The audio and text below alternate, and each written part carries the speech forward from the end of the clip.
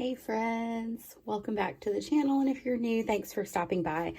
I thought today I would do like a two-part video. Number one would be my Q4 planner system check-in and just kind of share with you guys like what I'm using regularly with my planning system, and I have made some changes kind of like the end of quarter 3 into quarter 4. And then I kind of want to talk about just like my plans for the upcoming year, and also like how I've really like resisted buying all of these things that have been coming out, and how I am maintaining my no spend. Also, this is not blood. I was drawing with markers last night and stained my finger. So my planning system throughout the year has, I guess I want to say, like, it has evolved. I'm still using, like, the meat of my planning is still the same, but I have implemented new systems and whatnot. So that's kind of what I'm going to talk about today. So you see my two workhorses here. I've got my personal rings, which most of my planner content is centered around, is my personal ring planner. This is my like everything planner. Now, throughout the year, I've made adjustments to how much stuff I keep in here, what all I keep in here, what I need, what I don't need, etc. So personal rings is kind of where, I mean, my schedule is, like home reference stuff is, my meal planning, stuff for my kids and my family is in here. And so that I refer to my personal rings as my catch-all, essentially. So I have lots of sections in here, but I've also removed some sections. So, you know, I have lists and notes, which is like my more permanent list. I also put a bunch of random notes in here and all of that stuff. Family section has recently evolved. I have like Christmas planning. I have health logs for my kids, but I also have like home maintenance and home. I guess like in my mind, I think of this section as like the homestead section. It has like our meal plan, like our monthly meal plan, our favorite dinners, that type of thing. Then my schedule, as I mentioned, and then my goals. So it's pretty, yeah, I have simplified the system a lot this year. So when I'm looking at my schedule, it's like monthly, weekly, daily. That's what I got going on in here. And then my goals it has like my overall goals for the year listed. It has like my tending list, or basically like what are my goals for the month to support my annual goals. I journal about my goals. I have my health logs. I have my workout overviews and my trackers. I also have a content section here, which I haven't been using a ton, so it may or may not come out. But yeah, this is what, you know, this is the planner I reference the most. This is the planner I spend the most time in, which is why it's the planner I share. It's also my hobby planner. It's my, it's my planner that I like to put pretty stuff in and enjoy setting up every month. The guts of my planner is the same pretty much every month as far as like inserts and how I use it. The only difference a lot of times that you'll see with my planner, unless I'm implementing some type of change, is I changed like the cover and the decor. Now, something else that I did recently in September was I did remove my money section, which I'll talk about that in a minute. So press pause on budgeting, because that I would say would be the biggest change to like how I plan financially. So personal rings is my ride or die. It's my everything planner. Then I got my weeks, which is on the go. I get questions about my weeks a lot. My weeks, I bought the weeks on a whim. I was just curious about it and wanted to try it, to be honest with you guys. And so this has evolved too. I was like doing like decorative spreads and whatnot, laying down washi, using stickers, and it has turned into my purse planner, my on-the-go planner. It's just nice to have this in my purse to write stuff in. And I also do like the notes pages. I'll pull it out and write notes in it. Or if I'm like, I sit in my car a lot, either like from picking up my kids, from their activities or whatever. And so, I'll pull it out. like we passed a couple of like new restaurants in town. So I was like, let me write those down. My kids draw in here. Like, I mean, it's just, this is a handy dandy thing. What I like about it is it's a whole year just kind of in one book. And so that's how I view my weeks, is like my on the go planner, but it's also kind of like that planner that I have like collections in as well. Like I keep track of like travel, accomplishments, that type of stuff. So it's a cool on the go planner, but it's also great for archiving information. So I'm still in this week, so I love it. So these are like the two planners that I use, like to actually plan. Now I'm gonna say I do have a work planner. It's a classic happy planner. It's at work, so I don't have it and I can't share what's in it anyway. But it's just a vertical happy planner basically. And I use that like for keeping my appointments, but I also use like the Outlook calendar for my appointments. So that's kind of what I use for work. But for, you know, work stuff does come in here, like meetings and stuff that disrupt my typical work day. So I do use these planners for that. So yeah, that's that. And then you guys know about my cousin, right? my cousin. This is my fun planner. This is for, I do memory keeping. I journal. I put pictures in. I did this really cute spread. I'll show you guys. You know, last soccer game of the year, got to hang out with my brother. You know, my daughter wrote her Christmas wish list in here. I doodle in here. I did, my husband's birthday was Friday the 18th, so did a fun spread for that. I was like mind mapping some financial goals that I had. So I use this for like whatever. It's just a cool little memory book. I keep ephemera in here, like cards that I get, you know, important events like photos and whatnot, if we visit places, just honestly whatever. And then there are times like I had a lot of free time this summer, so I did a lot of fun like memory spreads, but that's not always the case in here. As you'll see, like I fall off for a while, and that's okay. I have a lot of blank spreads. But then sometimes I just messily put stuff in. I mean, it's fun. I mean, that's the reality of it. This is for creativity. I'll watercolor in here. I've done that a few times. But this is a fun little memory book for me, which is part of my planner system, but it's not really used as a planner, if that makes sense. And then the change for this quarter, you guys know I was in this A5. I don't even know where it is. Here it is. Oh, I just dropped a bunch of stuff. It's okay. I'll pick it up in a minute. I was using this A5 for budgeting, right? So this was how I had it set up. I had monthly paycheck. The thing is, the way I'm paid changed. Like a mark here. The way I'm paid changed. The way we're doing our finances has changed a little bit. I'm still paycheck budgeting, but what I decided to do, and I've always wanted to try the Budget Mom stuff. I do have a review up on my channel. I'll link it. Is I bought these little, I'll show you guys. I'm not going to show you guys like my financial information, but I bought these, the Budget Mom box set that has like each month is an individual book. So I wanted to show you guys like what a completed monthly spread looks like, and then also like what's in it. So this is how I use it, is I have, I'll zoom you guys in a smidge, is I list out all of my bills on a calendar. Now this is changing starting in November because I'm only paid once a month. Previously it was like hubby and I were both paid bi-weekly and our payday staggered. So we were essentially paid every Friday. That's changing in my life. So I needed a different way to figure out the best way to manage our money, essentially, because I have a lot of financial goals and that I am working really, really hard to achieve.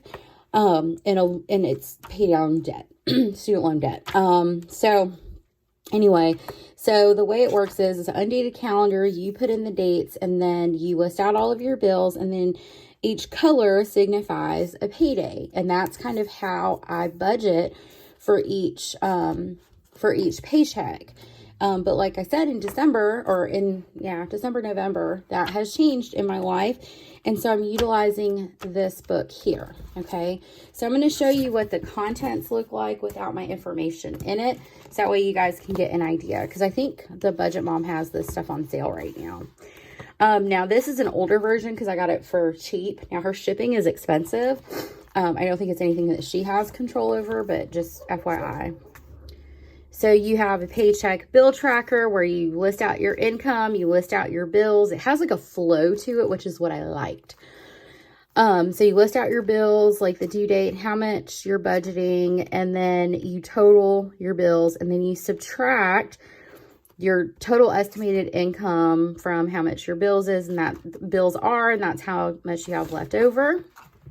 Then your envelopes are your variable spending categories like grocery, gas, stuff that aren't necessarily bills, but they're your expenses that you have every month. And so then you list those out, you create your budget, you total them up, and then you subtract that amount from what you have left over here, and that's how much you have left over here to cover your sinking funds. And then sinking funds are, things that you're saving for that are coming up where you just put a little bit of money away at a time. It's like for a specific goal, like a vacation, like Christmas, that type of stuff. And then from there, once you've handled your savings or your sinking funds, then you would do extra debt payments and then any extra savings. Like say like you did an extra debt payment and you had $25 left over and you wanted to throw that into like your emergency fund, or you have a very specific goal, like a vacation. So you took that 25 extra and threw it there. And then you have your cash breakdown, which is if you do the cash envelope method. You break down like your categories, how much you need, and then you can write in your bill denominations. I like this system a lot, and you get 5 paycheck budgets in each book. I've already started filling this out, which is why y'all aren't going to see that information.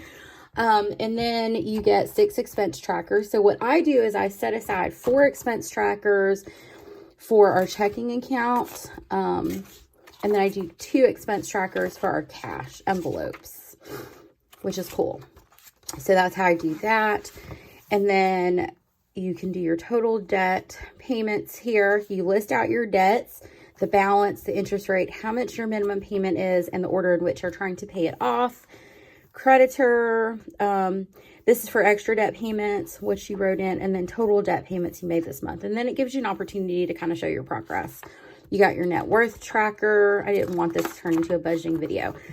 Now, a lot of people say this sheet is a lot of work. This is my favorite sheet in the Budget by Paycheck workbook because I can see how much I'm spending in each of my budget categories. And I use the highlighter method like the Budget Mom recommends. And so I just have highlighters and I use my label maker to label each category. And that's how I do it.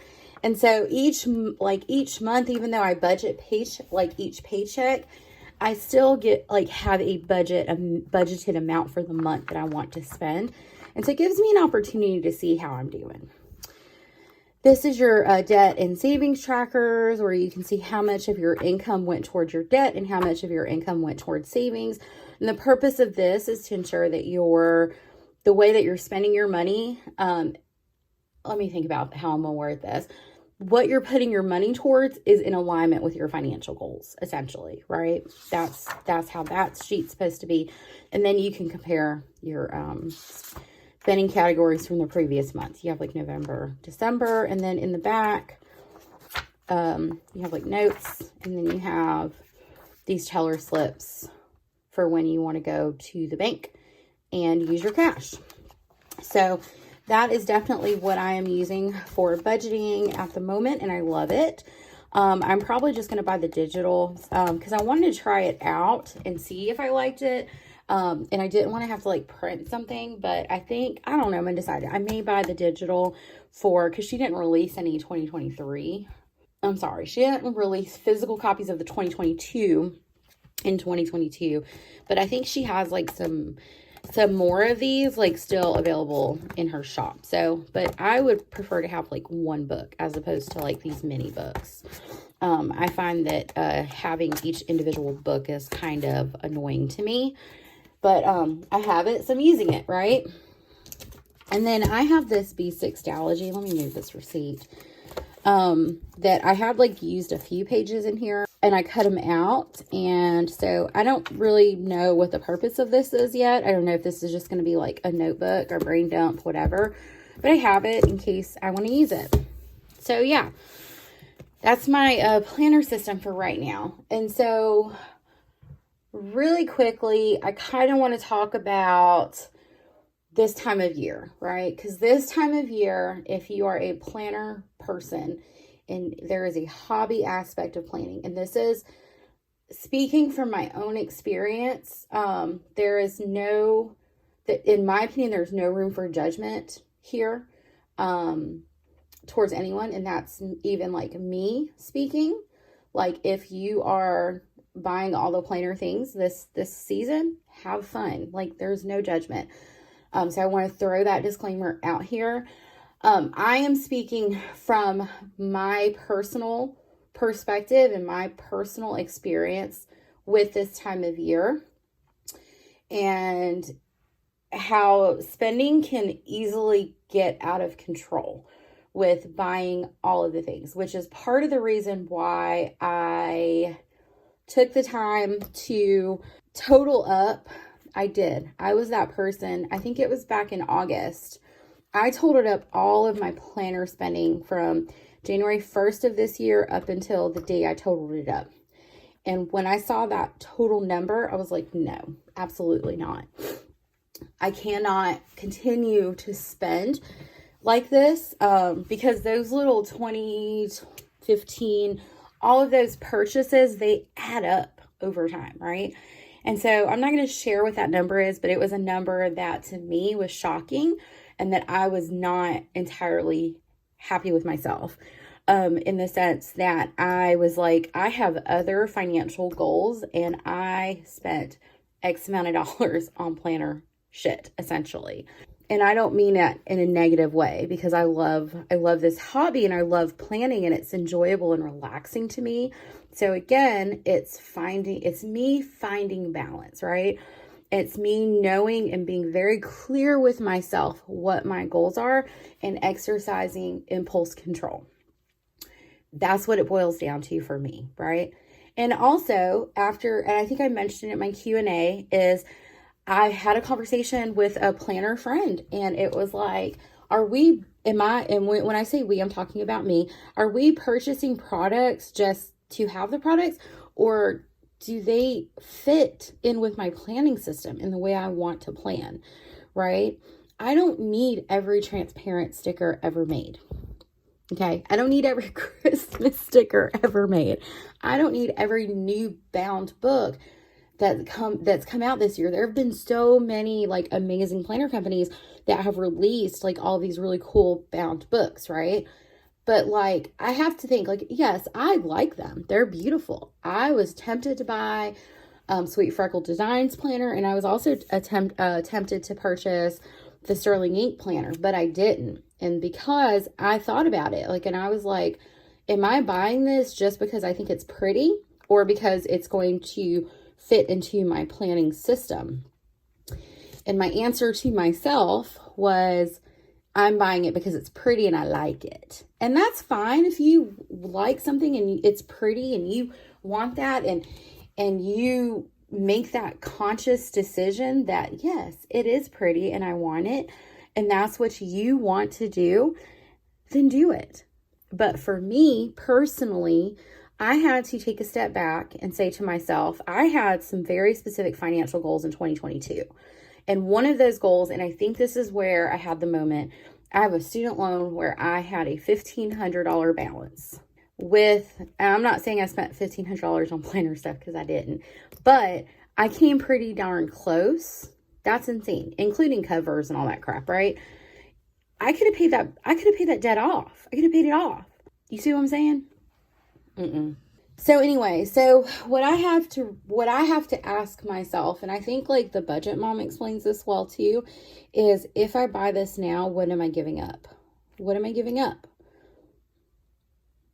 And so that's really the conversation I have with myself every time I'm so tempted to purchase something is, if I buy this now, what am I giving up? Am I okay with that trade-off? And there are times, honestly, friends, you are going to be okay with that trade-off. But there are times, like for me, I'm not okay with that trade-off because I have very specific financial goals. My biggest goal is there are two priority debts in my life that I want to pay off in the next. One debt I want to pay off within the next 4 months. The other debt I want to pay off by the end of next year. I can't do that if I'm spending ridiculous amounts of money on planner stuff, right? And again, no shade. Like, this is me talking through how I am, handling FOMO. FOMO is not real. Fear of missing out is not real. Like, there is nothing, in my opinion, that is so exclusive that it's worth it for me to sacrifice in other areas of my life to get. That's the bottom line. And that's the conversation I have. But I also want to say, last year, for example, Black Friday, I went ham. I spent a ridiculous amount of money.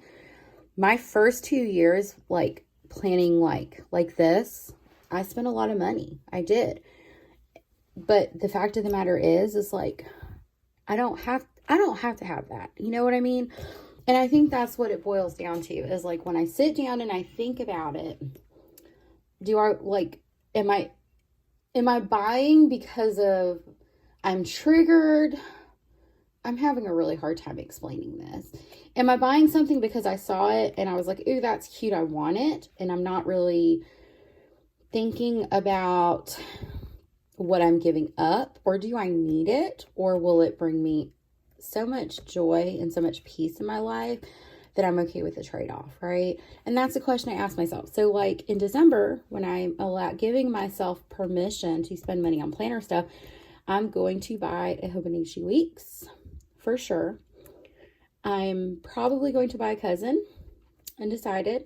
I'm going to buy something that I can use as a journal on Tomoe River paper. So I'm going to give my permission to buy those two things, because those two things, even though like say it's $80, they will bring me joy and I'm okay with the trade-off. But buying planner after planner after planner after planner, I'm not okay with that trade-off, me personally. Okay. And so that's kind of the mindset I'm in right now, is, am I okay with the trade-off? Am I okay with spending $40? What am I sacrificing for that $40?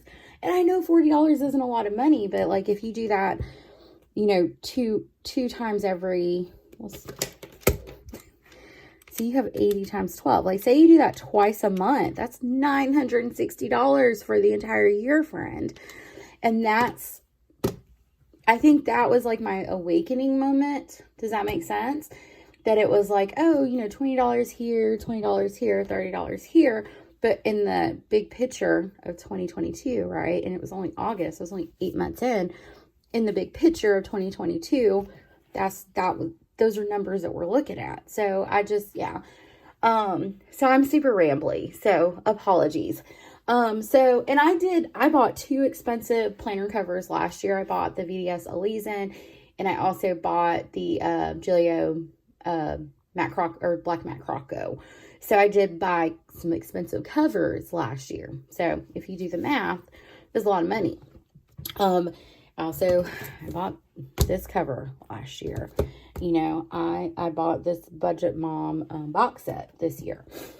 So, yeah. And so I get it, like, because I did it too. And I think that, in my opinion, what I've learned, like looking back, even like as like when I was like a planner newbie in the planner community, what I've learned too is that it's so easy to get sucked in. It's so easy to get sucked in. And it's so easy to think you need it, you need it, you need it because you see other people. And I think it's okay to like look at what somebody else has and be like, oh, that's cute. I love how they do it. That's just not, it doesn't fit into my system type thing. So that's kind of been my approach since August. Like, again, I'm not talking like an expert because like I said, I've done it. I did it not too long ago. I went through like a 2-month period where, I was buying covers, I was buying this, I was buying that. And I was like, okay, Tiff, girl, you need to take a step back, you know? And that's the reality of it. And so that's reality. Like, FOMO is not real. That's what I have to remind myself. FOMO is not real. There's nothing so exclusive that it's worth me sacrificing other goals that I have to have it. And I don't want to feel like that's the thing. That's why I'm not Black Friday shopping this year. I've been sharing codes because I know a lot of people in the community do share or do Black Friday shop, but I'm not. I'm giving myself space to not feel pressured to buy anything. And if at any point I am on social media and I'm feeling pressure from myself to purchase something, I'm like, ooh, I want that, I'm getting off social media. And that's my game plan. That's my game plan. You guys pray for me. But yeah, so anyway, that's the mindset I'm in right now. Is I added up. That's what brought it all to head, you guys, is I added up all of my plan, because I track every dollar we spend, right? Which includes like planner purchases. So I added up all of my planner purchases and I was like, oh no, ma'am, we got to do better because we have goals.